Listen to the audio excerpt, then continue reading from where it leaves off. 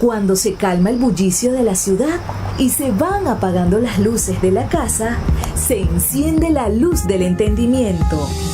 Desde este momento comienza Puerto de Libros, Librería Radiofónica, programa que contiene todos sus elementos tipo A. Puede ser escuchado por niños, niñas y adolescentes sin la supervisión de padres, madres o representantes. Comienza Puerto de Libros, Librería Radiofónica. Bienvenidos a Puerto de Libros, Librería Radiofónica. Soy Luis Peroso Cervantes, quien los acompaña de lunes a viernes a través de la Red Nacional de Emisoras Radio Fe y Alegría, con este programa que lleva a sus hogares oportunidades para discutir sobre libros, sobre arte, sobre intelectualidad, sobre esos benditos problemas que no sabemos cómo resolver y que si acumulamos criterio, es decir, si tenemos capacidad crítica para decidir, posiblemente podamos conseguirle soluciones. La noche de hoy estoy acompañado por un hombre de extensos ya 74 años. No. Yo me voy a poner como las damas. Como las mises. ¿Ah? No dice la edad. 35. Yo tengo 72. 72 años. Este hombre que está a mi lado es Douglas Zavala. Bueno, conocido en los bajos fondos de la política como un ex guerrillero. No sé por qué eso parece que te persigue cuando tú eras. No me he podido quitar de encima. Cuando realmente toda tu vida has sido más bien un demócrata. Es decir, has pasado más tiempo siendo demócrata que intentando tumbar gobiernos a la fuerza. Pero en los grupos me sacaron un sticker. Douglas Zavala. Zurdo. Y yo no le hago caso a eso ya. Douglas Zavala es, además de haber sido guerrillero, que es lo que todo el mundo lo llama cada vez que lo presentan, bueno, realmente es un escritor, es un poeta, porque ha publicado ya 2 libros de poesía, es un historiador, cronista, porque se ha dedicado, por cierto, 2 libros maravillosos a cronicar la realidad, a tomar un tema y ponerlo redondito, sabroso, para que se pueda leer algo con amenidad. Y también es un opinador político, eso sí, porque bueno, ha publicado 3 o 4 libros ya sobre sus artículos de opinión, porque es un escritor de oficio, todos los días escribe, y cuando no escribe está pensando qué va a escribir, en eso se la pasa, o escribiendo o pensando qué va a escribir. Entonces, Douglas, ahora sí, oficialmente darle un saludo a nuestra audiencia en Puerto de Libros, Librería Radiofónica, y a todas las personas que nos escuchan en la Red Nacional de Emisoras Radio Fe y Alegría. Te debo dar primero las gracias, Luis, por haberme invitado a estas conversaciones y saludar a todos los que nos están escuchando y que después nos van a ver, me imagino. Hay algunos privilegiados que nos pueden ver por YouTube. Ajá. Pero bueno, la gran masa que nos escucha es la Red Nacional de Emisoras. La Red Nacional de Emisoras más grande del país. Tiene más emisoras que el gobierno nacional. Fe y Alegría tiene 23 emisoras en todo el país, que va desde Paraguaypoa, donde nos están escuchando en este momento, y baja en el Zulia hasta Machiques y se extiende hasta el otro lado del país. Estamos en Puerto Ayacucho, estamos en el estado Bolívar, en el estado Anzoátegui, en el estado Sucre, en Nueva Esparta. En el sur nos encontramos en San Cristóbal, en Mérida, en Apure, casi toda la geografía nacional. ¿Y hasta la Colonia Tovar? En la Colonia Tovar no nos escuchamos. Pero en Caracas hay emisoras. Pero te debo felicitar. Claro. Porque Fe y Fe y Alegría, ¿no? Mira, es el deseo de llevar la educación. Yo creo que Fe y Alegría, ese corazón rojo de Fe y Alegría crece. Tú también eres compañero de Fe y Alegría. Sí, yo tengo un programa los jueves a las 3 de la tarde, 3 a las 3, porque lo hago con Nino Mora, mi persona, y el invitado. Mira, pero vamos a hablar del hombre que nació, que sería en el año 1951, 1950. ¿Cómo te recibió? ¿En qué familia llegó al mundo Douglas Zavala? ¿Quiénes eran tus padres? ¿En qué parte de la geografía nacional dieron a luz a ese muchacho que iba a ser un cabeza caliente toda su vida, que iba a ser un enamorado, además un múltiplemente divorciado? Tienes 3, a la tercera va la vencida, ¿no? Tres esposas y un montón de hijos, porque tienes más hijos que José, que el patriarca. Tengo 7 hijos. Ah, no, todavía, yo pensé que tenías 12. No, tengo 7 hijos. Tengo 7 hijos varones. Casi como Aureliano Buendía. 7 presentados, ¿será? Sí, 7 hijos. Y tengo un chorrerón Estás como mi abuelo, que mi abuelo... De nietos, y tengo 2 bisnietos, 2 bisnietos. Ajá, pero cuéntame, ¿dónde naciste? Te voy a decir, como decía un hermano que ya no nos acompaña, que cada vez que cumplía años él decía, hoy les voy a recordar que en 1900, decía la fecha, nació un lindo y hermoso bebé. Entonces así estoy yo. Yo nací en 1951, un 11 de mayo, por supuesto, donde nacían la mayoría de los muchachos de esta ciudad, lo que llamaban el hospitalito, que es hoy el hospital que está al lado de la basílica. Que se encuentra en el sector Veritas de Maracaibo. No, allí. Ah, no, al lado de la basílica. Aquí al lado de la basílica. El hospital Chiquinquirá. El hospital Chiquinquirá. Yo nací en ese hospital, que era el hospitalito. Y por supuesto, la calle que está al frente de ese hospital, que todavía está la calle esa allí, esa era mi calle.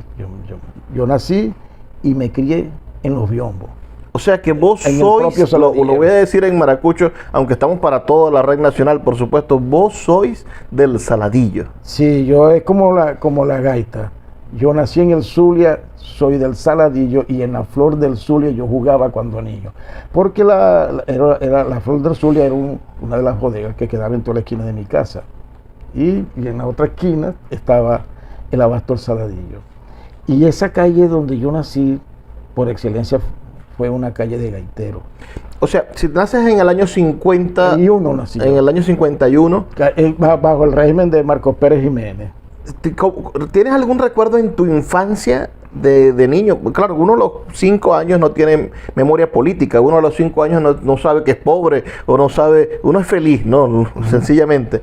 Pero no sé si tienes algún recuerdo ya a los 9 años, a los 8 años de la caída de Pérez Jiménez. Sí, cómo no. Yo me recuerdo cuando cayó Marcos Pérez Jiménez, los estudiantes universitarios anduvieron por la ciudad y andaban en camiones de volteo, encaramados, celebrando, y la gente, pero fundamentalmente los estudiantes. Donde hoy anda la basura de casi todos los municipios de Venezuela. Bueno, sí, pero me imagino que eran de transporte, no de gente, sino de carga, pues, ¿no?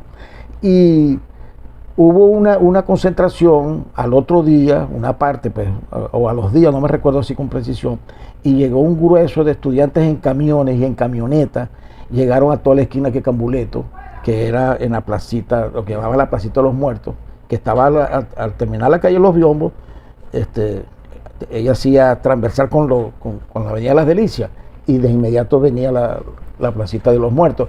Y ahí yo me recuerdo que yo logré ver eso, y después sí me recuerdo que al año se comenzaron a producir invasiones en zonas de la ciudad, y también viví esa experiencia, pero propiamente en los 2 días yo me recuerdo completico.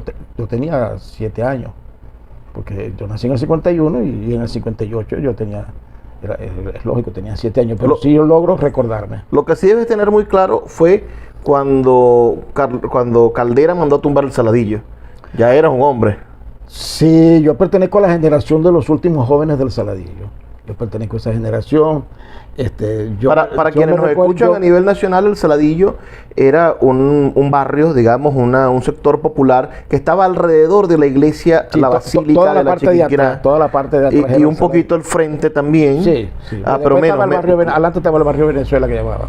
Ese sector eran casas de tipo republicano, es decir, casas construidas en los años 1800, a finales del 1800, con la influencia de materiales de construcción locales, y que era un reservorio, por supuesto, de arquitectura colonial, de lo que quedaba de la arquitectura colonial y de la nueva arquitectura republicana, y Caldera y un señor llamado Hilarión Cardoso, gobernador del Zulia, nombraba a dedo por Caldera, por supuesto, como eran los gobernadores. No habían elecciones.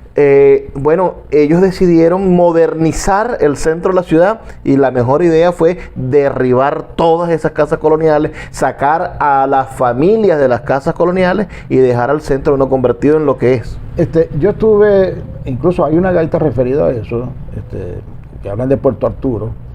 Yo fui al acto, fuimos todos los muchachos los que vivíamos ahí detrás de la basílica, un grupo, entre eso estaba Edison Churio, Tachuela, José Abreu, le decíamos Hito, todavía le dicen Hito, Rómulo, Ramírez, y nosotros fuimos a ver cuando le metieron la primera, era una grúa, cuando tumbaron Puerto Arturo, que fue lo más significativo, y han escrito mucho porque fue la primera casa que se tumbó en el Saladillo, y además viví la experiencia con el padre mío, porque nosotros fuimos la última familia que se salió de la calle Los Biombos, y la madre mía, obstinada con mi papá, mi padre y mi madre eran saladilleros, pero entonces él, aferrado a esa casa, se quedó allí hasta cuando ya lo que nos quedaba era escombro.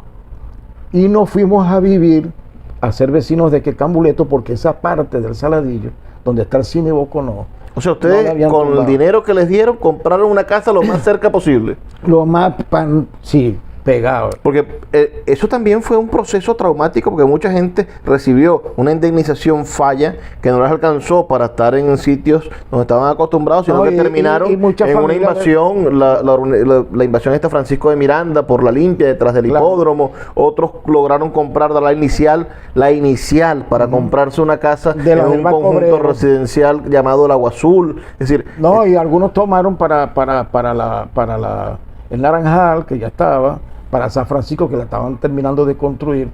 Yo fui a dar allá con mis viejos a San Francisco, al final ya cuando también estaban tumbando toda la parte de arriba del Saladillo, lo que tenía que ver con el cine Boconó, la Placita de los Muertos, la calle de las Palomas. Y entonces tuvimos que, ahí sí el padre mío agarró y se fue a vivir a San Francisco en la urbanización. Porque tenía una hermana que era de allá de... Mira, Douglas, vamos a hacer una pausa de 2 minutos para escuchar los mensajes de Radio Fe y Alegría, y de regreso vamos a hablar cuándo comenzó el gusanillo de la política en Douglas. ¿Quién fue el que lo inoculó? Como dirán, la palabra que se puso de moda en la política venezolana.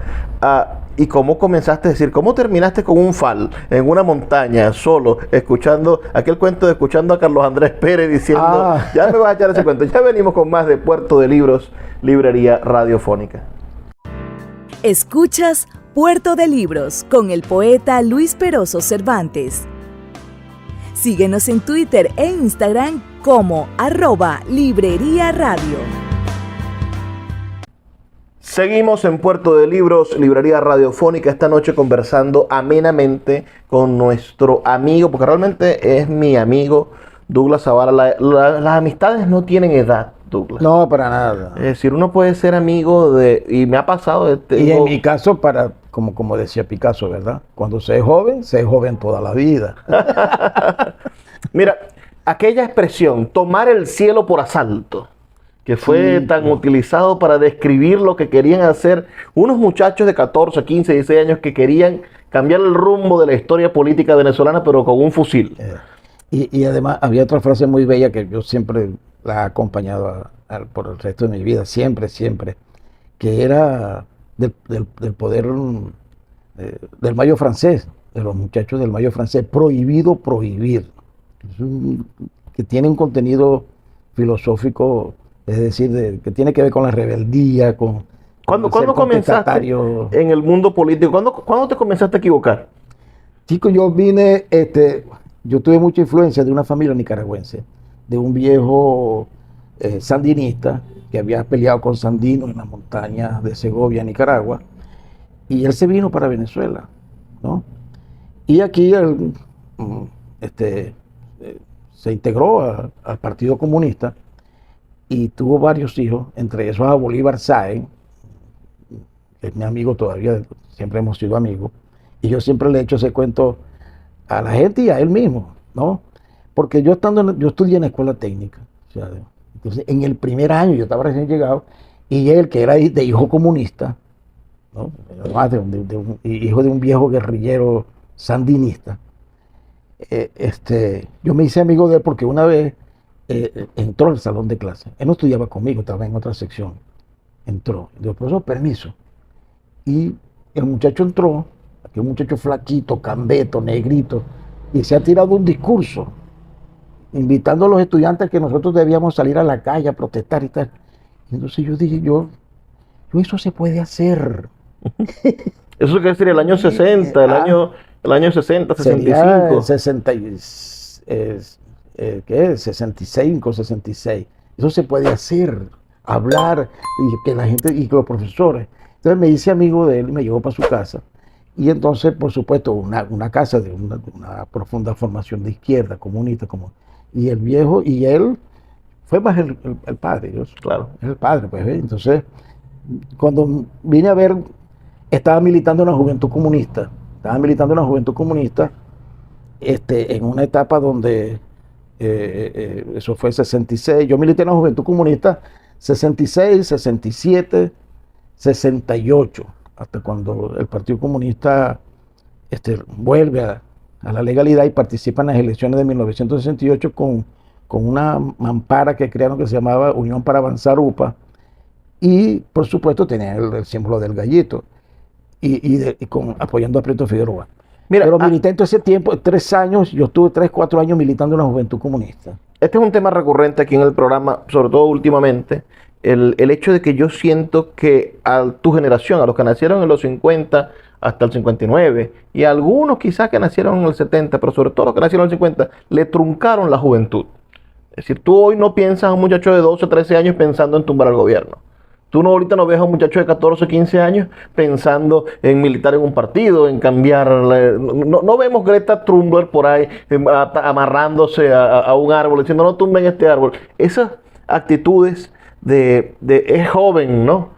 Ya no las hay. Es decir, nuestros jóvenes están en otra cosa. Nuestros jóvenes están pensando en cómo vender, cómo traer productos de China, o en bailar TikTok. ¿Quién sabe? Bueno, también es por el momento que nosotros estamos viviendo. Es decir, todas las muestreos de opinión que te están dando de los que trabajan en esa área, indican que en Venezuela ahorita el activismo político escasamente, yo voy a decirte una cifra exagerada, el 30%.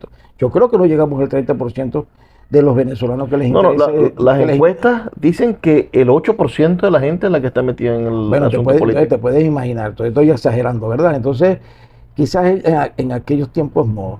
¿Ves? Yo soy de la generación del Mayo francés, de los jóvenes, del poder joven. Es decir, hubo una efervescencia en el mundo, los Beatles. Yo pertenezco a la generación de los Beatles. O sea, pero tú agarraste la época, la agarraste, en vez de meterte a hippie, te metiste a comunista. Sí, hombre, tú sabes que yo siempre he hecho ese cuento, y una vez se lo dije a él. Aquí se hizo un festival parecido al Festival de Gusto. El Yanamacumbe. El que se hizo aquí en el El Yanamacumbe. Ajá. Y entonces yo. O se hizo aquel otro, de las 1000 canciones por la paz. Ese es el de las 1000 canciones por la paz, que se hizo en Grano de Oro, ahí en el hangar. Y entonces yo venía de Caracas, yo estaba en Caracas, yo vivía en Caracas, estudiaba en Caracas, allá. Y entonces vine y yo le rogué. Y déjeme hablar 5 minutos, le decía. No, Douglas, pues todos me conocían. Pues. Aquí no se puede hablar de política, yo no voy a hablar de política, pero a mí me tienen que dar a Sergio Antillano. Sergio, dame una palomita nada más. Douglas, no puedes hablar de política. Y Sergio era comunista. Pero sí, pero como era una actividad, ¿me entiendes? Y en aquel festival, aquellas cosas, yo medio me subí, medio dije unas 3 cositas, saludo, no sé qué cosa y tal, pero yo era por el afán de sentir la sensación de que estaba participando en ese evento, que fue muy bonito. Pero yo todo ese tiempo, como tengo que decir aquí, por ejemplo, yo milité con Arsenio Bermúdez, él en el sector universitario, Francisco Rojas, Arsenio Bermúdez, Omar Uribe, y abajo nosotros, Bolívar Sáez y tal. Hace rato me estabas explicando un poco el gran problema, me decías cómo se parecía la oposición de hoy a el movimiento de izquierda violento de la época de los 60 y de los 70, ¿no? Uh-huh. Me decías, bueno, aquí hay un montón de partidos, cada uno anda por su lado, y en aquel entonces también había muchas divisiones. Bueno, sí, yo te comentaba esto porque o sea, la historia no se repite, eso es obvio, no se repite la historia, pero el proceso que nosotros estamos viviendo, que está viviendo la oposición, de alguna forma tiene algunos visos, se parece mucho a lo que nosotros vivimos. Yo que vengo del mundo de la ultraizquierda, porque yo milito en el Partido Comunista hasta el 68, inmediatamente me regreso a lo más radical que había en ese momento en la izquierda venezolana, que era el Partido de la Revolución Venezolana, era largo el nombre, Fuerzas Armadas de Liberación Nacional. Eso no era un partido, eso era un ejército. Eso era un partido, un grupo armado que lo dirigía Douglas Bravo. ¿Que fue tu amigo hasta que murió, Douglas Bravo? Sí, por supuesto, siempre. Y la mayoría de los compañeros que estábamos allí. ¿Conociste al Flaco Prada? ¿Conociste Sí, a Ali Rodríguez, murió en el gobierno con Chávez, por supuesto, el Chino Daza, está vivo, somos muy amigos. Todavía quedamos de esa generación que tuvimos. ¿Cuándo entraste en el PRB? Yo entré en el Partido de la Revolución Venezolana en el 69, en Caracas, estando yo allá en Caracas. Yo estuve allí en las manifestaciones, en las protestas. Yo era dirigente estudiantil en la Escuela Técnica Luis Caballero Mejía en Caracas. Y por supuesto estaba la efervescencia de la lucha por la autonomía. Y Bianco era el rector. Y yo estuve allí el día que Caldera Vulneró la autonomía. Sí, allanó la universidad, nos llevaron detenidos a nosotros. Y yo tenía vínculos realmente era con el OR. Al principio, por un amigo aquí del Zulia que me hizo una combinación para que me viese allá. Pero nada, a nosotros nos llevaron muchachos. Yo tuve un mes preso en Cotiza, pero no por subversivo, sino por las actividades de protesta de los estudiantes en ese momento y porque yo estaba dentro de la central cuando bajaron de los helicópteros los cazadores. ¿Luisa Ortega Díaz fue del PRB? Sí, por supuesto. Y entonces yo allí salí y a los meses los amigos, los muchachos que estaban, había un equipo en la técnica que era del PRB, me llevaron a conocer. Entonces me dijeron, no, nosotros te vamos a integrar y tal. Y yo emocionado, bueno, sí, está bien.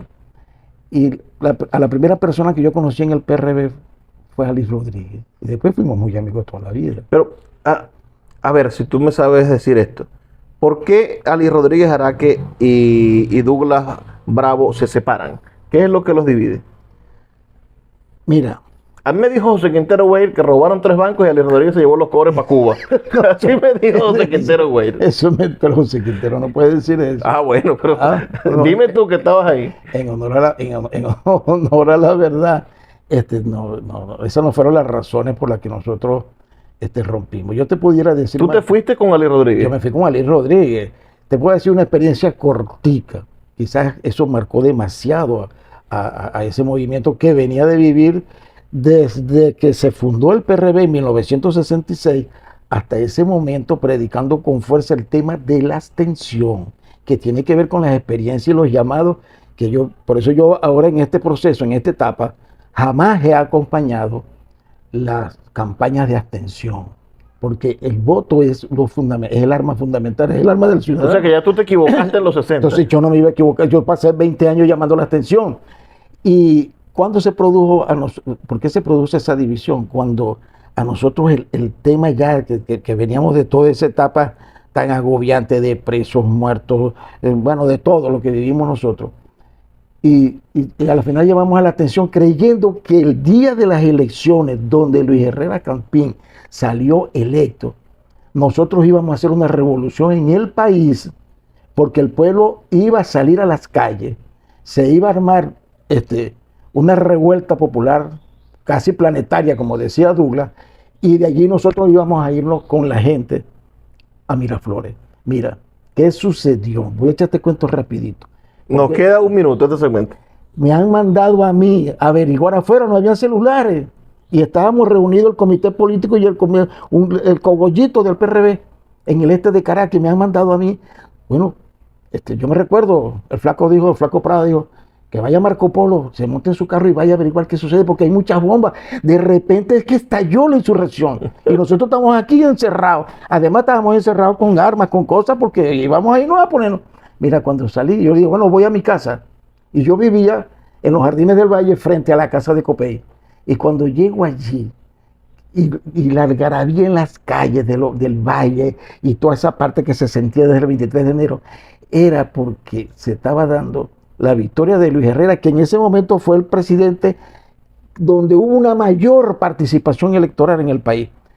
Mira, después que sucedió eso, yo cuando me vine de regreso, que venía por la autopista del Valle para la autopista del Este, a donde estábamos en Conchagua, esperando la insurrección, yo dije, Dios mío, el ridículo total. Yo jamás vuelvo a acompañar a la abstención, jamás vuelvo a acompañar a la abstención. Vamos a hacer esa fue una de las causas. Vamos a hacer una pequeña pausa, Douglas, de 2 minutos, y después me vas a decir por qué te llamaron Marco Polo. Ese es un cuento que me gustaría saber.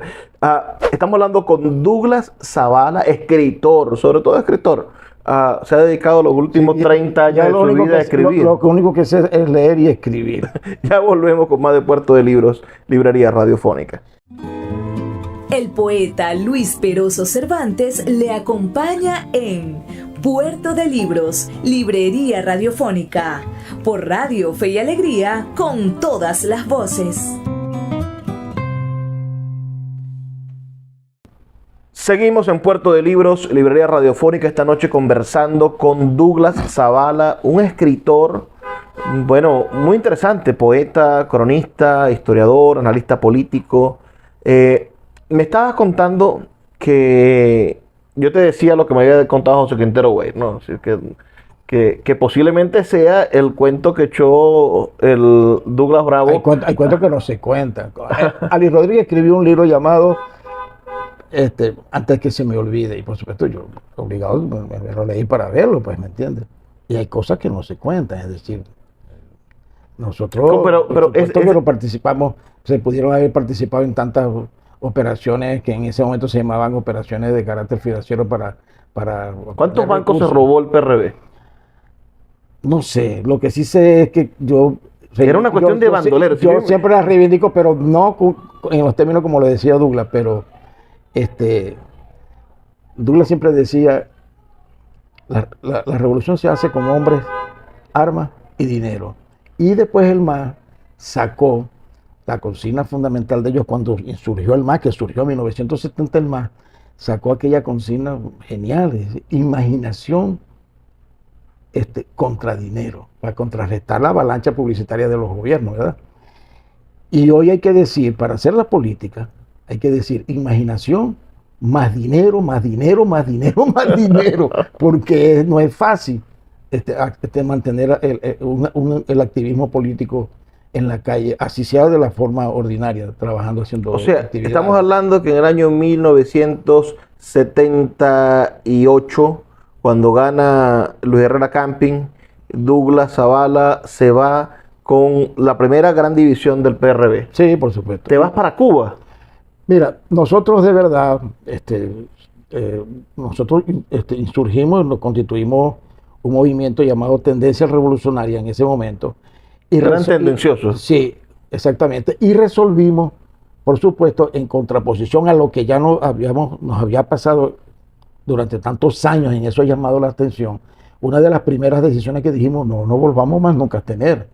Y resolvimos acompañar a José Vicente Rangel en su campaña electoral, que era del MAS. Que era del MAS, que esa fue la del 83, Y por supuesto nosotros, sí, otra de las cosas que se hizo, porque se venía de haber roto las relaciones con el Partido Comunista Cubano, con la Revolución Cubana, por supuesto Douglas Bravo, en toda su trayectoria y su existencia política, fue un eterno crítico de ese proceso que se dio allí. Y Ali propuso un acercamiento con esa revolución y se designaron dos comisiones que fuesen a establecer las relaciones. Yo casi nunca he hablado de esto, creo que por primera vez lo voy a decir en público. Y la primera comisión, bueno, estuvo, fue Julio Chirino, hasta no hace nada había sido embajador en La Habana por el gobierno de Maduro. Y además, por razones de seguridad, de represión, a nosotros se nos había acusado en ese momento de que habíamos sido autores de una operación en un banco. Bueno, total que los compañeros, el Chino Das y otros compañeros, por razones de seguridad y la represión que hubo, se fueron. Y se establecieron esas relaciones. Después, a los meses, se escogió otra comisión, otra delegación, para acentuar las relaciones con los cubanos, y yo fui. responsable de esa comisión, Ali Rodríguez, me encomendó a mí como si fuese el vicecanciller de la tendencia revolucionaria. Y cantaba Ali Primera, Cuba es un paraíso para el cubano, señores. ¿Cómo viste Cuba en los años 80 cuando fuiste?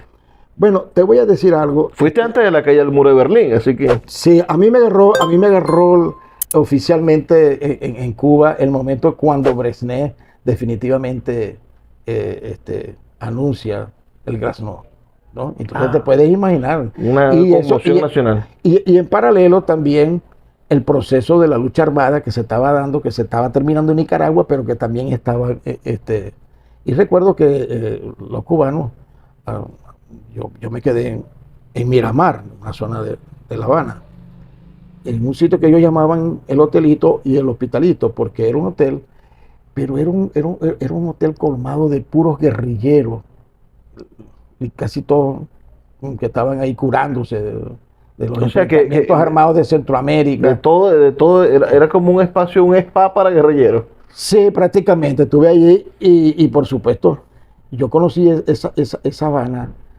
y esa Cuba también terrible, parecida a la venezolana. Y cuando regresamos, yo estuve unos meses allá, regresamos, yo me recuerdo que nosotros al llegar a Panamá yo le dije a José Guerra, sí, ¿A José Guerra, el economista? el economista, él estuvo conmigo yo pedí que él no me acompañara. Él era dirigente de la FCU en ese momento. Y entonces le dije, esto es una dictadura, hermano. Ahí te presionó.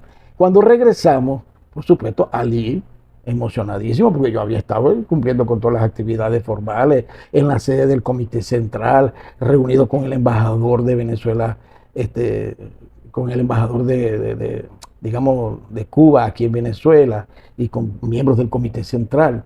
Mira, cuando regresamos, Ali en su escritorio, allí en la avenida Casanova, me dijo, bueno, Douglas, dime. Dijo, ¿qué te digo?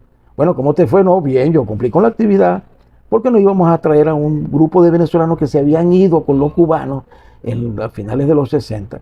Y entonces yo le dije a Ali, a ese precio, hacer una revolución en Venezuela a ese precio, que hay un solo partido, una sola emisora nacional y un solo canal, y además en las condiciones, hermano, miserables de existencia que tiene el pueblo cubano, que van a comprar pan y le ponen el pan en el suéter, porque no hay bolsa y no hay papel sanitario y no hay hielo y se va la luz. Y cuando Chávez... Bueno, ¿pero qué te dijo Ali cuando le respondiste eso? Me dijo, pero Douglas, ¿cómo me vas a echar esto? Esta broma, chico. Pero si nosotros estamos encantados de la actividad, además de aquí pensamos que te ibas a ir a Irak, a estar allá un tiempo, y yo no, hermano, yo a eso no. Y yo terminé rompiendo con Ali. Por tu experiencia en Cuba. Por lo que yo viví, eso me impactó y yo dije, esta experiencia... Pero Ali se quedó con Cuba hasta el final, es decir, Ali no, fue Ali, sí, yo en ese camino... Fue el gran embajador de Chávez. No solamente eso, sino quien lleva a Chávez, quien mete a Chávez para allá, es el propio Ali. ¿Y cómo Ali, acuérdate que Chávez estaba hablando de Tony Blair. Pero míralo, me gustaría saber, dicen que Nicolás es ficha de los cubanos. Bueno, nosotros... Ali le presenta a Nicolás. No. ¿Viste a Nicolás Maduro cuando yo estuve en Cuba, Nicolás estaba en La Habana estudiando.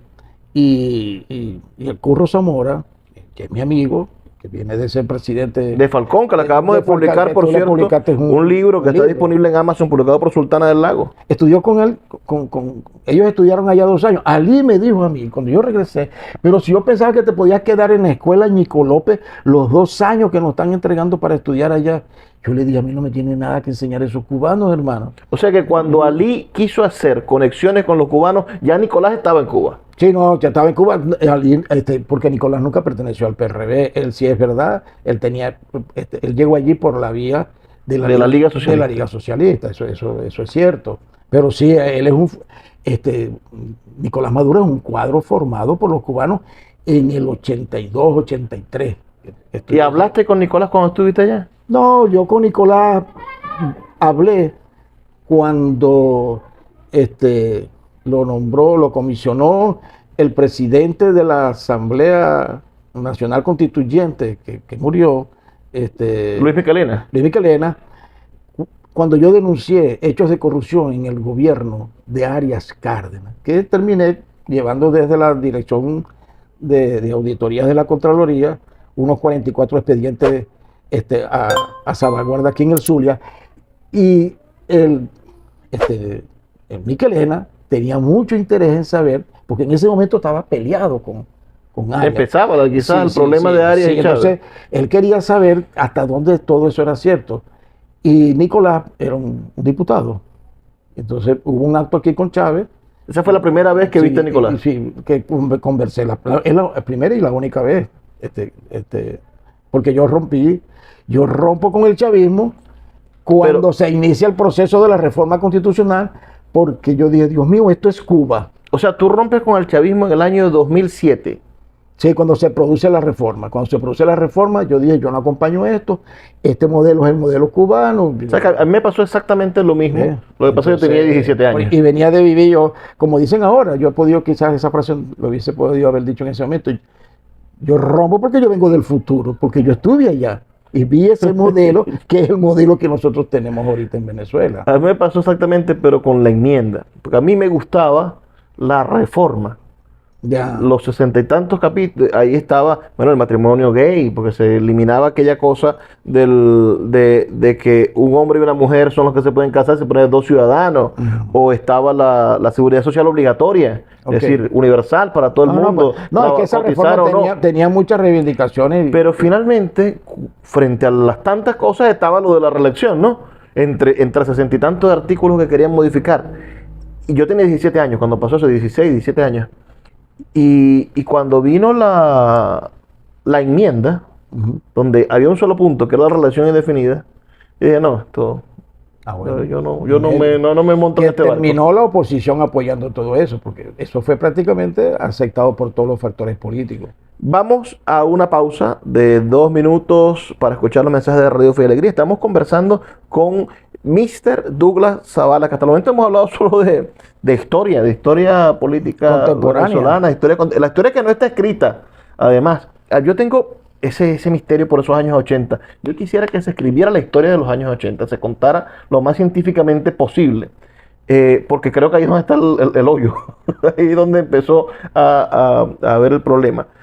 Estamos hablando con Douglas Zavala, quien es escritor, es poeta, y ya vamos a intentar salir del meollo político para que hablemos del meollo histórico. Hablemos de tus libros que están publicados en Amazon y, por supuesto, conversemos sobre las perspectivas que tiene este siglo XXI para todos nosotros. Ya volvemos con más de Puerto de Libros, Librería Radiofónica. Escuchas Puerto de Libros con el poeta Luis Peroso Cervantes. Síguenos en Twitter e Instagram como @Librería Radio. Seguimos en Puerto de Libros, Librería Radiofónica, esta noche conversando con el ex guerrillero, porque ya se dejó de eso. Es como cuando a los Panteras Negras le pasó esa vaina. Hombres que fueron Panteras Negras después decían el ex Pantera Negra, ¿no? Como, y hermano, no se pudieron quitar eso nunca de encima. Ya. Haber sido Pantera Negra. Además, a los Panteras Negras los acribillaron, es decir, a la mayoría los mataron. Yeah. Quedaron pocos, entonces eran como piezas de museo. Yo te voy a decir algo, yo propiamente no fui, digamos, dentro de mi militancia en el partido, nunca la vinculé al accionar armado, nunca. Yo nunca fui siempre toda la vida en el partido lo que se llamaba un cuadro político, ¿no? Y me recuerdo que una vez, en una etapa, ya se comenzaron a plantearse, bueno, la necesidad de que un invento de Douglas, es decir, vamos a buscar la manera que los cuadros guerrilleros que tenemos en el monte, en la montaña todavía, aprendan de la formación política de los cuadros políticos del partido y ellos aprendan las técnicas militares, y entonces para que haya una integridad en la formación del militante. Bueno, eso me permitió a mí tener la experiencia de ir como, no me recuerdo ahorita, como en 3, 4 oportunidades donde estaba un destacamento militar que lo comandaba Francisco Prada. Ahí después de Morón, en esa zona, funcionaba una pequeña unidad, pero ya eso fue en la etapa ya, digamos, más, yo no tuve nada que ver, primero por la edad, pues, con todo el proceso de la lucha armada en sí fuerte, que fue desde 1962 hasta el 66, porque después vino la otra, y yo me incorporo en el PRD en el 69, de manera que cuando yo subí a esos sitios, en la etapa más crítica que tenía el partido desde el punto de vista de mantener grupos armados y que la política fundamentalmente después se desarrolló, porque el PRD también, eso hay que decirlo, el PRD desarrolló después de los 70, 71, 72 también un trabajo de masa. Y yo me caractericé siempre por ser un militante del partido. Incluso voy a decirte algo que yo tuve una experiencia muy importante que se la debo a Flaco Prada. El buró político del partido tenía una cosa que llamaban el colegio, ¿no? Y escogían militantes destacados del partido y lo encerraban como si fuese un monje a estudiar. Y podía estar ahí 6 meses, un año, y con asesoría de miembros del partido, del buró político, en el chequeo de lo que estabas estudiando y todo eso. Yo tuve esa experiencia muy bonita. ¿Estuviste internado en el colegio? Estuve internado en el colegio y viví allí como 2 años. Y entonces, bueno, en Caracas salía a la central a conversar con los compañeros y tal. Pero la tarea que he hecho, a mí se me asignó fue estudiar. Entonces me consigo una cosa así como esto, pues, como lo que tú tienes aquí. Libros por todos lados. Y Clever Ramírez, que dicen que fue uno de los grandes ideólogos de toda esta cosa que nosotros estamos viviendo. Él tenía una formación. Clever Ramírez, que dirigió la inteligencia No. Clever Ramírez fue el que inventó, escribió un libro sobre la Cuarta, la Quinta República, y el chavismo se nutrió al principio, los militares, porque él sí conspiró con ellos. Y contribuyó conmigo en la formación enormemente. Eso yo siempre, cuando hablo de estas cosas, se lo agradezco a Clever Ramírez, con el que fuimos muy amigos, y además fue casi como un maestro para mí, porque me agarró y me dijo: estos libros que tenés aquí, Historia de la Revolución Rusa, como 4 tomos. Mira, y así fue, y después leyendo al contrario, ¿no? Bueno, ahora vamos para que te lea una visión distinta. Hay gente que no entiende por qué el chavismo llega al poder. Mira, yo creo que eso no se puede negar. Hay gente que dice que despertó en el Caracazo, pero yo creo que las contradicciones eran evidentes con todo lo que he escuchado. Yo nací en el 89, pero con todo lo que he escuchado, ¿por qué crees tú que la izquierda toma el poder y de esa manera en el 98? Primero, porque la democracia en sí misma, en ese momento, había un proceso de agotamiento y no hubo la capacidad de reforma. Yo fui en ese momento, yo era parlamentario por el MAS. Yo tuve 3 periodos de suplente, pero iba al Congreso. En el Congreso de la República. En el Congreso de la República. Yo fui 3 veces diputado. A mí me mocha el periodo Chávez con la constituyente, porque ya yo iba para el 3er periodo y lo más que duramos 2 años allí. Y después fuiste concejal aquí. ¿Por qué no sacaste la jubilación de parlamentario? Mira, y la democracia tenía demasiadas debilidades y había de verdad, en ese momento, no lo podemos comparar con lo que acaba de suceder con el gobierno, con estos mafiosos que están allí gobernando, que asaltaron prácticamente la administración pública, pero habían hechos de corrupción, ¿ya? Habían situaciones nunca comparables con lo que tenemos, pero habían situaciones que la sociedad venezolana sentía como que los años de la democracia representativa no le habían dado las satisfacciones que ellos aspiraban, sobre todo en el campo de la clase media, ¿no? Y yo me recuerdo que el gobierno, o digamos Adey Copey, atinaron a llevar al Congreso la famosa Comisión para la Reforma del Estado, ¿no? Y no pasó, no hubo forma ni manera. Costó. Yo me recuerdo que el MAS promovió la elección de gobernadores. Eso se le debe al más por la presión para que pudiese. ¿No fue Carlos Andrés? No, fueron los masistas los que impusieron como eslogan, como agenda política. Como agenda política fundamental, la necesidad de la elección directa de gobernadores y alcaldes. Entonces, en ese tránsito, por supuesto, aparece esta figura de Chávez, ¿no? ¿Cuándo conoces tú a Chávez?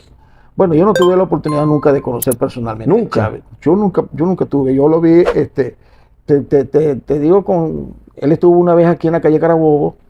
Yo llevé a un hijo mío, mi hijo mayor, con Ana, porque le fueron a hacer unos pequeños micros audiovisuales de la publicidad de él, y el hijo mío lo metieron ahí en la participación.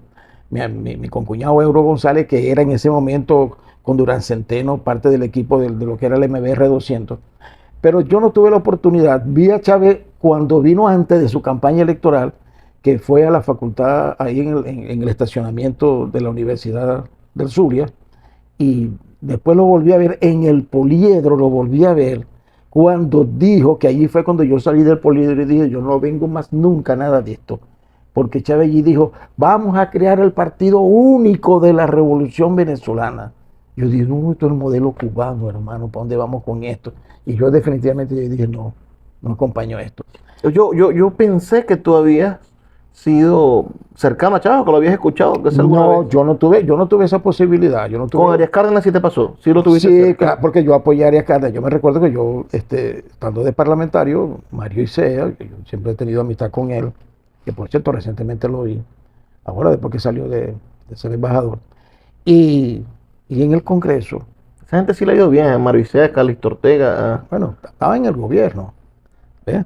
El que está en el gobierno come y calla. ¿Ves? ¿Me entiendes? Y entonces, él me dijo, Dula, y estaba en el gobierno Lolita. Y yo, mira, gobernador más. Arias te quiere conocer, Ali Rodríguez habla muy bien tuyo, chico, ¿por qué tú no? Y yo, bueno, está bien, pues, y fui a conocer a Arias Cárdenas, que me lo conseguí militar al fin, ¿me entiendes? Con su cultura de militar, metido entre un poco de cajas de leche, porque él era el presidente, el Caldera lo había puesto en un cargo del programa de alimentación. Y entonces, bueno, esas son las cosas que uno no entiende, ¿no? Es decir, la gente dice que Caldera da el sobreseimiento a la causa de Chávez, pero también mente a Arias Cárdenas, por ejemplo, a ser funcionario público. Chávez, en ese momento Chávez tuvo un distanciamiento con Arias por eso, fuerte. Y bueno, a Arias sí lo conocí, estando yo en el MAS, siendo parlamentario, siendo de la dirección regional del MAS. Yo impulsé después un apoyo, que por cierto, yo que venía de estar molesto con Ali durante tanto tiempo, después que habíamos sido tan amigos los dos. Yo me recuerdo que cuando yo resuelvo desde aquí del Zulia salir a apoyar públicamente a Arias, me consigo Ali en el ascensor del edificio de Pajarito, entonces con el periódico El Nacional así. Me dijo, por fin regresaste. Yo le dije, cónchale, Ali, así nada más podíamos volver a conversar nosotros dos, porque nosotros, Ali y yo éramos grandes amigos de toda la vida. Mira, y entonces... ¿Te dolió su muerte, la de Ali Rodríguez? ¿Ah? ¿Te dolió la muerte de Ali Rodríguez? Por supuesto, al margen de todo, por supuesto, claro, pues nosotros... ¿Tú crees en eso? Que la gente no cree en las redes. Yo no soy un hombre de rencor. En las redes sociales yo tengo amigos en ese gobierno y yo no los puedo negar. Yo vengo ahorita de conversar y beber un café con mi amigo William Cabello. Yo no tengo por qué esconder eso. La gente y además el país debería de empujarse hacia allá, a que podamos nosotros, voy a utilizar una palabra que a los sectores radicales de la oposición no les gusta, coexistir, cohabitar. Pero entonces no podrías sentarte en la mesa con María Corina, porque María Corina no quiere que exista la cohabitación. Una cosa son los discursos de campaña y una cosa es cuando tú ejecutas gobierno. O sea, ¿tú sí crees que María Corina se toma un cafecito con Diosdado? Bueno, no sé, habría que preguntárselo a ella, que yo estoy seguro que va a decir que no, pero no sé, yo en política, como dijo Rómulo Betancourt, la política la inventó el diablo. Entonces uno no sabe, yo no me atrevo a estar haciendo señalamientos con los candidatos, porque además he tomado la decisión en esta etapa, no voy a hacer un pronunciamiento de apoyo de ninguno de los candidatos que están ahí. Estoy feliz que hayan regresado a la vía electoral, por eso yo defiendo el voto, la unidad y por supuesto las primarias, porque las primarias es el acto más significativo de rectificación que ha hecho la oposición sin meterse un jaraquiris ni darse golpes de pecho. De hecho, lo está haciendo. Ha rectificado, ha regresado por el camino del que nunca se pudo haber apartado. Porque allí nosotros, en el 2018, si la oposición no comete el craso error de llamar a la abstención, Maduro no estuviese. Mira, la gente que cree que Chávez y Arias Cárdenas era una pantomima la elección del año 2000. No, eso es mentira. Chávez Sí tenían diferencia. Sí tenían diferencia. Yo soy testigo, por ejemplo, yo me recuerdo que cuando Arias estaba gobernando, yo tuve oportunidad en la residencia oficial, estábamos conversando así en el patio, pues, en los jardines de la residencia oficial, y Arias nos comentó ahí a varios de los que estábamos. Estaba Luis Querales, no me recuerdo que otro, creo que César Murillo estaba conmigo ahí también. Y él nos dijo, pero bueno, ahí tengo este hombre molesto, alzado allí, que viene, que yo no sé, ¿será que me quiere tomar la gobernación? Criticándome porque yo asumí el poder y tal, con Chávez, haciendo esa referencia a él de Chávez. Y después, bueno, ¿te acuerdas del famoso caso de la gallina negra de Arias Cárdenas llamando gallina a Chávez? O sea, yo creo que ellos tenían contradicciones, él después se regresó. El conde del Guácharo que hoy es candidato. Yo nunca pensé, te confieso, nunca pensé que Arias se hizo lo que hizo, pues, pero bueno, ajá. El conde del Guácharo, decisión, yo se la respeto. El conde del Guácharo que hoy es candidato presidencial dice en algún show, yo creo en Dios porque Dios perdona, Chávez no. Ahí está Baduel. Dice el conde del Guácharo, cita textual de Benjamín Radotov y su personaje. Mira, ¿conociste a Baduel? No lo conocí, realmente no conocí a Baduel. ¿Cómo? Tú que fuiste guerrillero, y viviste ¿cómo te pareció la existencia de un comando de revolucionarios dentro del ejército? ¿Te parece que fue... Dicen que fue el PRB que pensó eso, que fue el propio Douglas Bravo el que pensó que había que inocular, vuelvo con la palabra. Sí, eso es cierto. O sea, siempre en el partido, Douglas Bravo planteó la tesis de tener presencia en el seno de las Fuerzas Armadas. Yo me recuerdo la primera vez que yo vi que de verdad había una incidencia del PRB en el seno del ejército, y fue mucho antes del golpe de Estado. Yo una vez iba entrando a Chivacoa, Estado de Yaracuy, con un amigo que después fue presidente del Consejo Legislativo, hizo alianzas allá, se dedicó también a la vida legal, que es Alfredo López, un gran amigo, casi todos los días conversamos siempre.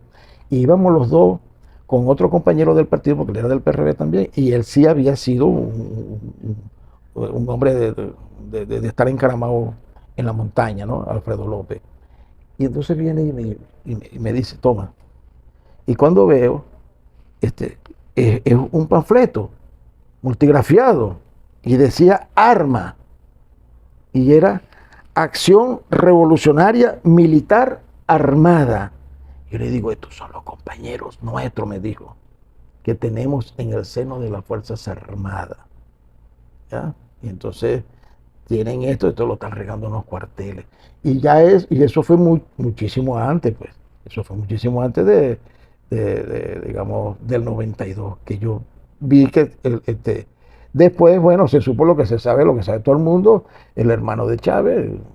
Adán era uno de los puentes. ¿Nunca viste a Adán Chávez en el PRD? Y eso que yo fui mucho a Mérida, porque eso que tú me lo preguntaste al principio y después se te olvidó, que me dijiste que por qué me decía Marco Polo. Y una vez en una reunión en Mérida, estábamos Ali Rodríguez y Cleber Ramírez conversando allí, y entonces yo estaba en ese momento metido para la zona del Táchira. Y ¿qué hacemos contigo? Tenemos que ponerte un nombre. Porque el que trae no, yo le decía a Carlos. Entonces yo le digo, bueno, no sé con ustedes, yo no sé qué voy a hacer, porque ustedes me tienen en Caracas, me traen para acá, ahora me tienen en el Táchira. Yo salí del Zulia, Dios mío, yo parezco Marco Polo.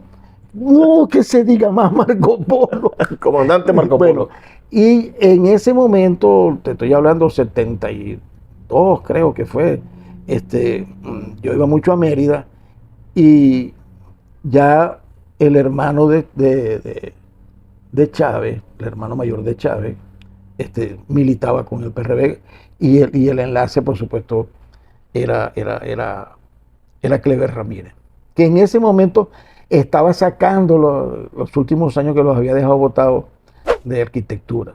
Cleber fue un arquitecto. Mira, los nexos con la guerrilla colombiana. ¿Tenía el PRD nexos con la guerrilla colombiana? No, Ideológicamente compartían algo. yo no te puedo decir que tuviesen eso. Incluso yo estuve en una zona del Alto Apure hacia arriba, en ese triángulo que está allí, donde está estas montañas del Cutufí. Yo conozco esa zona porque la viví, y del otro lado había presencia de la guerrilla.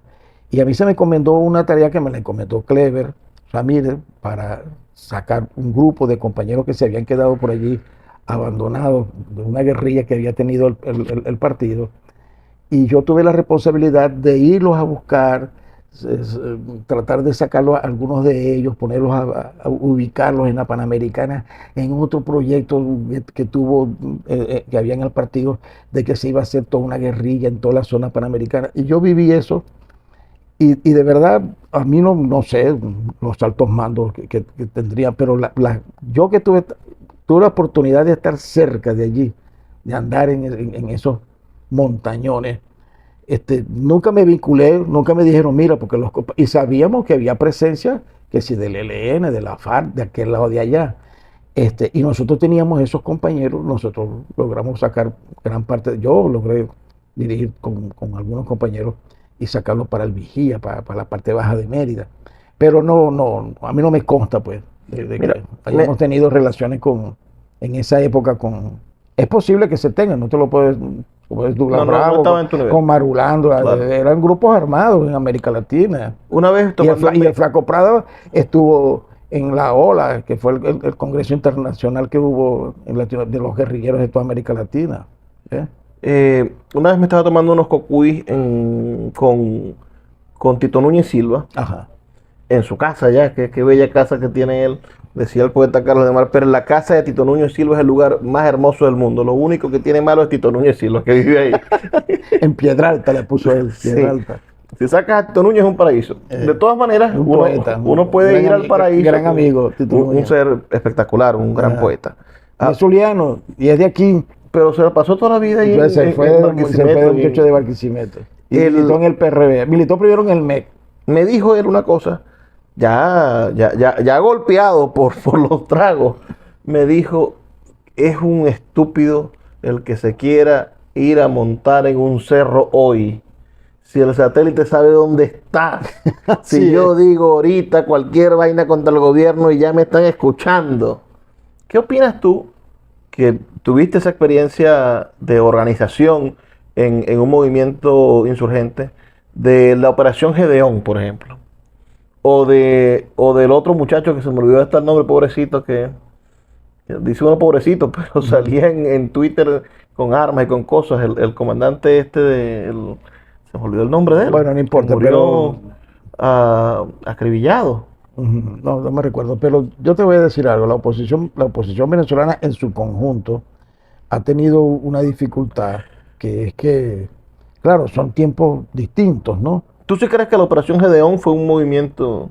No tengo ni siquiera la certeza de que de verdad, porque siempre se ha dicho también que eso fue un contramontaje del gobierno. Yo no me atrevo a decir. Los drones sí fue cierto. Yo lo de los drones sí. Yo lo hablo en el sentido conceptual, ¿no? Los grupos radicales que aquí han actuado, ellos, ha habido una contradicción muy fuerte. Por ejemplo, yo que nunca estuve de acuerdo con el gobierno interino, no estoy de acuerdo con el gobierno interino y no comparto para nada de que exista esa asamblea que está allí interina de por vida, no sé, hasta el más allá, pues, o sea, la asamblea, administrando dinero. Y en 2015 yo no comparto eso. Es una locura. Entonces, bueno, pero si tú tienes un gobierno interino, tú tienes que tener un ejército interino. ¿Cómo es? Es decir, nosotros dijimos, vamos a la lucha armada para salir por este gobierno por la vía de una insurrección militar armada. Y lo que hicimos fue armar gente, irnos para la montaña y en las ciudades, yo hubiese para ser consecuente con la palabra. Yo hubiese comenzado con un ministerio de salud interino, antes de un ejército interino. Pero entonces, eso aquí, y además, yo te voy a decir algo, nada más para ponerte este ejemplo que yo lo veo, yo se lo digo a mi esposa y a Ana, y yo digo, Dios mío, ¿qué sentido tiene que en pleno siglo XXI nosotros tenemos como la época de los vikingos allá en Europa, Ucrania, Rusia? Y eso son cantidades de jóvenes, no se saben qué cantidad de jóvenes mueren allí. Es decir, tenemos nosotros los seres humanos necesidad todavía en este tiempo de... no tenemos la posibilidad de resolver el problema de forma pacífica, democrática, sobre la base de la palabra, ¿no? El otro muchacho que el nombre es Oscar Pérez. ¿Qué te pareció lo de Oscar Pérez? Salir en los en vivos y llamar a la insurrección por internet, y es un catire de ojos azules. Bueno, no sé, yo creo que eso fue cierto. Yo tengo un amigo, yo me gradué con el papá de los dos muchachos zulianos aquí que murieron en esa acción. Y me sintió mucho por él y por supuesto por los jóvenes. Pero te digo, yo creo que todo eso fue innecesario. O sea, yo creo que todas esas acciones militares que se pudieron haber desarrollado, todos los grupos, o sea, fue innecesario, te lo repito porque, es más, yo me atrevo a decir hoy, no para echarle la culpa a la oposición toda, pero este conflicto se origina, o sea, llega Chávez al poder, y la oposición democrática que venía de cohabitar toda la vida con Acción Democrática, con COPEI en el gobierno, y después aparecieron los sectores de la izquierda democrática en el MAS, y ese parlamento funcionaba. Pero bueno, llega Chávez con votos, hermano, con votos, no llegó por la vía de las armas, y toma el control político del país, y la oposición venezolana no lo reconoce. No le reconoció desde el primer momento, no aceptó, no concibió de cómo hubiesen podido perder el poder que tenían desde 1959. O sea que los dictatoriales parecían... Y entonces, bueno, si tú lo hubieses reconocido y hubieses aprendido a cohabitar, entonces comenzó toda una situación de conflictividad en el país. Si tú estás en el poder, el que tiene el poder tiene la previa condición de que él va a defenderse en esa posición de poder, y además tiene las armas, y además el impacto político que había producido en el seno de las Fuerzas Armadas Chávez, ¿ya? Entonces no se vio eso, y bueno, y vino todo ese proceso que se vivió, que nos ha traído hasta hoy, y la oposición ha cometido errores. Si la oposición venezolana hubiese reconocido a Chávez, mira, no hubiese existido el paro petrolero, simplemente tú gobernaste, estás gobernando y vamos a esperar la gestión de tu gobierno, 4 años, 5 años, y no haber precipitado todo lo que se produjo. Y después, cuando comenzaron a ser derrotados, entonces se fueron para lo peor, hermano. Primero tratar de alimentarle a la gente de que era posible que hubiese una invasión en el país por gobiernos extranjeros. O sea, si iba a haber una revolución, como coloquialmente dice todo el mundo ahora, Bolívar pidió ayuda internacional, pero él adelante, no pensando en que iba a venir desde Estados Unidos un ejército y él atrás, no, él adelante, ¿ya? Entonces, ellos no, digamos, ese tipo de errores. Después, bueno, vino lo otro, pues entonces la tensión. ¿Cuál es el drama que tenemos hoy? O sea, la oposición venezolana en estos momentos tiene una expectativa de cambio porque ha llegado al nivel, ya yo te lo dije, de una rectificación, y ojalá que no se vuelva a salir de allí, pero una rectificación porque en el balance de estos 23 años la oposición venezolana ha sido derrotada política, social y militarmente. Porque fue derrotada, o sea, si te derrotan en la operación Gedeón, si te derrotan en la operación El Intentón y los llamados, que yo me recuerdo cuando Guaidó fue a Miami y era invasión, todos los venezolanos que estaban en Miami al estilo ese horrible de la Cuba mayamera. Ajá, de la Cuba mayamera, pidiendo que invadieran el país, pero ellos allá. No era que ellos iban a salir adelante como hizo Fidel y el Che Guevara, montado en unos barquitos para invadir por las costas venezolanas, entonces pidiendo que llegaran los marines. ¿Ya? Entonces, todo eso, bueno, el gobierno se vio en obligación de defenderse y nos derrotó, porque yo estoy allí, aunque yo no acompañaba eso, pero la oposición venezolana fue derrotada en esos, por lo menos en esos dos planos, política y militarmente. ¿Qué le toca ahora? Bueno, hacer lo que está haciendo, rectificar, ¿no? Rectificar. Y yo soy uno de los convencidos que este proceso electoral, ¿no? El candidato que se escoja en las primarias va a ser el presidente de la República. Por eso que María Corina Machado, ¿no? Ella pudiese, yo creo que es parte de su discurso para consolidar lo que ya ella tiene, que es el sector radical del país, que no quiere saber nada de lo que puedan sospecharse como cualquier tipo de reconocimiento a Maduro. Bueno, eso es un sector de los venezolanos. Y pero es muy frágil. ella sabe que de allí no puede salirse de las primarias.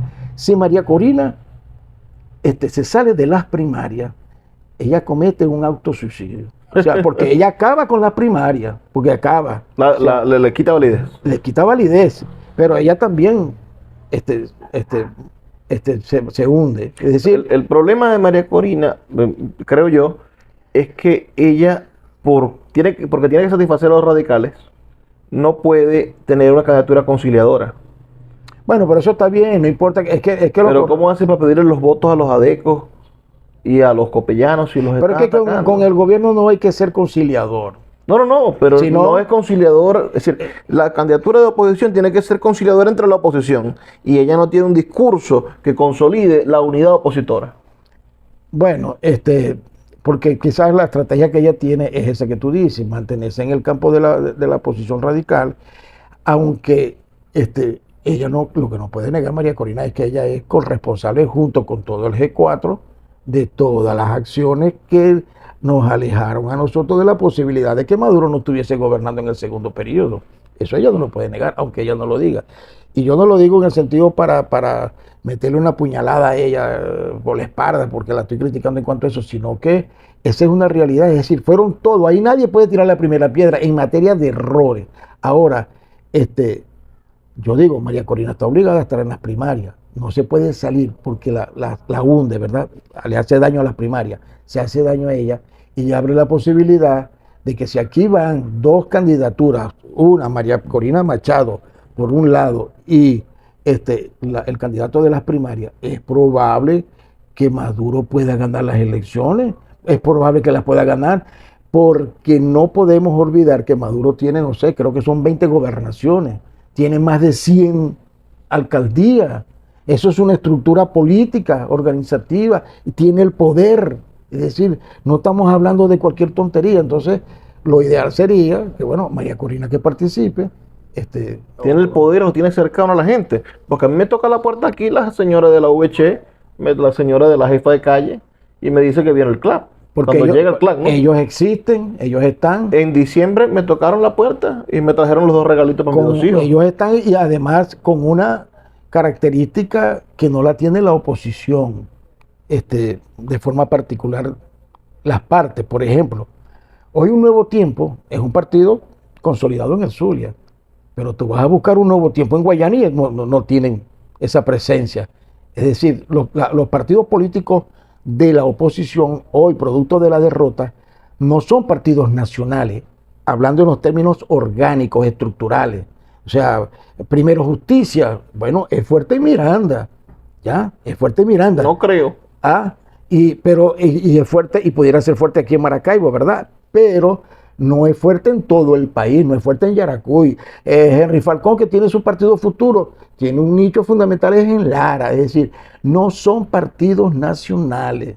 La derrota los llevó a que se quedaron en sus sitios de confort donde ellos pudieron haber surgido, ¿no? Siendo así, las propias candidaturas que ellos están teniendo, al margen de que sean candidatos que hayan sido anteriormente, tanto si Manuel se lanza, si se lanza el propio Capriles, son candidaturas que tienen una debilidad. como todas, pero en ellos más acentuadas, porque la están apoyando son sus propios partidos, y esos partidos nacionalmente no existen con fuerza como movimientos políticos nacionales. El PSUV es un partido nacional.